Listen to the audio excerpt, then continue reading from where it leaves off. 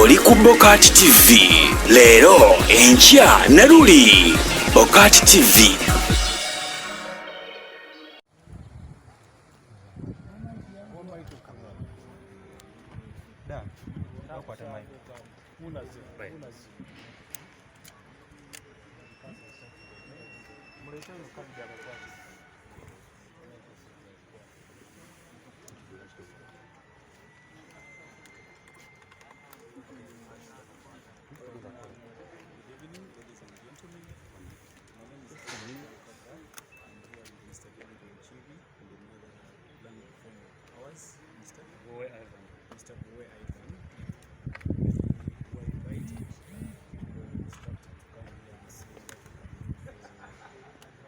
Colleagues and countrymen who have been arrested over allegations of sectarianism for now. We anticipated that they would be here for plea taking. Unfortunately, they haven't showed up. We have been detained since Thursday last week. Ideally, the 48-hour period that is provided for by the Constitution has lapsed. We are now into the next 10 hours after the 48. So clearly there is an infringement of their constitutional right in terms of detention beyond the prescribed time, but also the unfairness and the insensitivity that this whole state of affairs has occasioned to their family members who have been waiting here to ensure that they are released on bail because they are still innocent until proven guilty. Now that they have not been produced for plea taking, we shall wait upon the state to see when they will be produced for plea taking. We hope that the state can abide by the Constitution and ensure that these people will turn up tomorrow. And upon doing so, we anticipate that we should be able to apply for bail and take it up from there. So what are you doing about what are you doing about them government failing to present them today? We anticipate that they will be produced. The police, we have a law that takes breach of constitutional provisions or taking the law in your hands by individual police officers. Now, you can easily bear the brunt of that particular law in case you decide to infringe on someone's rights casually. So in the event that they are not produced, the next 2 days, our next course of action will be to apply to court for unconditional release. Because once you keep someone for 48 hours, then the law permits you to seek redress for an unconditional release, because it never envisaged keeping someone beyond the 48 hours. So that is most likely to be our next course of action, but we anticipate that it will be preempted by the police ensuring that this people turn out tomorrow. Good evening. We're from Uganda.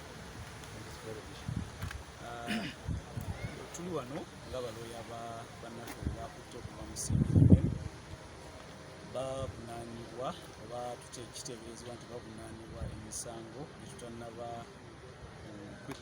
kwekkenneenya bulungi naye nga tumanyi kuliko sectarianism tutegeezezza. Tubali tusuubira nti bajja baleeta wano leero basomera emisango egyo era tulaba basobola okubeengera. Ekyomukisa omubi tebasobodde kubaleeta, babakutte ku Lwokutaano obalina kwegirira 48 hours ziba ziweddeyo by now. So kiba kitegeeza nti kati ogenda mu maaso byali babakutte okubasigaza nga tebabaleese mu kkooti kimenya mateeka. Naye nno nga oba oli awo kukisanze ng'ate era kyamukisa mubi, kubanga bannaffe abapoliisi abavunaanyizibwa kuwuliriza ku misango gino mu Uganda basooka kukwata ne baleka babuuliriza, balekyali badde kuwuliriza ne baleka bakwata. So ab'enganda z'abantu bano bali wano balindiridde bambi tebalabiseeko ekivvoola ssemateeka, era nga ffe nga balooya tukivumirira nnyo. Tusuubira nti abantu baffe bano bajja baleeta enkya basobole okubasomera emisango gino, era tusuubira nti bonna abadde basomedde tujja kusaba kkooti beeyimirire kubanga bakyali omusango tegunaba bakka mu vvi paka nga kooti emaze okubasalira. So katulindeko enkya tulabe ki ekinaabeerawo. Bweba tebabaleese then waliwo etteeka eddala lisobola okuyitamu okusaba kooti okubata kubanga baba basibiddwa okusussa essaawa 48 ssemateeka zeegamba. So kooti zaffe zibadde zituyambako mu mbeera bweti ogamba omuntu oba temusobola muleeta mu kooti mumute bunange. So katulindeko tulabe enkya tujja kukwata embeera oba tujja kukwata ensonga ng'embeera benyewe. Amanya gosebo ne family ogamba Aiza Kolokagga wange nemwamide ku kibi lwamaksabati omunyamwamigoya bamutise network for lawyers law firm Max Advocates.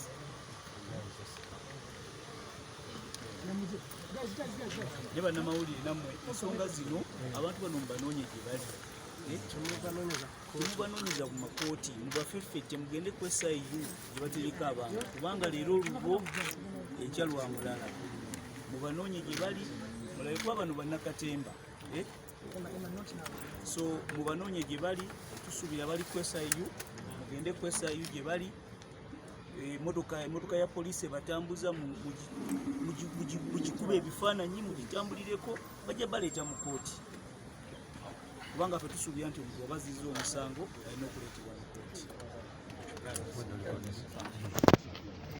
Okubeera wano we have one voice, so don't worry. Whatever you want to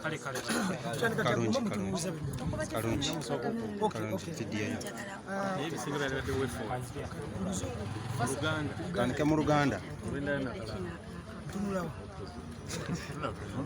Awo otunudde.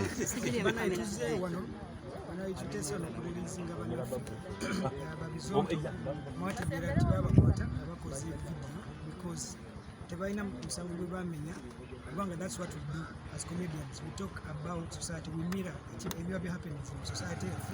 Fena byetuzanya tulaba bibali kozeti bigenda maaso nebitubabe ku mawulire byetulabye byetubatubeera byonna byetukola byetujjamu material byetuzanya ate tubikola oba tube tribalism taba kidogo mtwafu tuli ba mawanga olaba kumpi wa covering Uganda yonna. We are not tribal, we are not sectarian in any way, but that is what art is. Era n'abatukulembera bannaye ffe tetulwanisa government when that's the reality. Comedy world over bebakola sigamba nti bakola ki everywhere in the world they talk about what happens in their society. What tesobola kuzanya bya China, tesobola kuzanya bya America because that's not our culture. That's not what happens around us.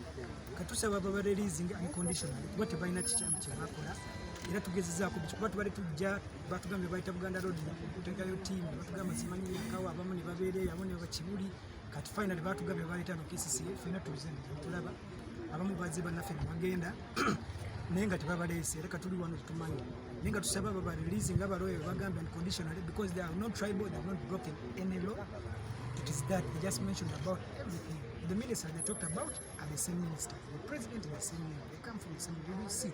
But it's not that, because they've done quite a lot of other things to counter that. Waffe twogera ku bintu ate to be resolving. Era kati abantu benyine ba Bizonto basobola okolayo ka peace nga addressing the same thing. So we should not create overreact. Our leaders should not overreact. Bino ebintu babajja batwebuzeeko gaffe balida ba comedy, balida ba art, national culture forum, byonna. So there shouldn't be any tension. No one should put tension to because we are not fighting the government. We are law-abiding citizens. We are creatives. That's how we create. We create about our society. Tuzanya biri mu society yaffe. So kati abantu tebabeera ate bo ne interpreting ebintu based on what is not there. No. So they should be released unconditionally and they be free because they live better. Amanya nze Bujingo Hamilton, nze president wa Uganda Comedian Association. With my members, Alex Manji Manyi, Bixon Zizinga, Champamira Zanyanga president, Mani, Saja Karela Mani, Nebubinyo, Bilia Mutegera.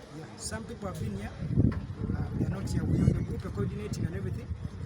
At a step that we're going to call because we'll be introducing that. We are legally going to take on these laws as artists, not only comedians. We have an association, we have artists from all spheres. Kubanga art is not about comedy, it's not about music, it is big.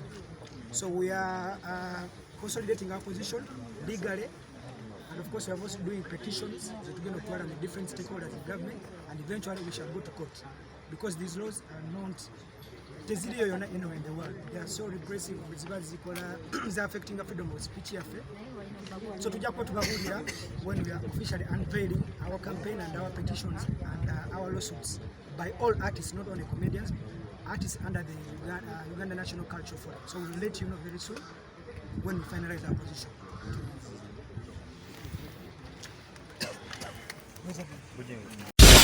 Oli ku BOCAT TV leero enkya na luli BOCAT TV.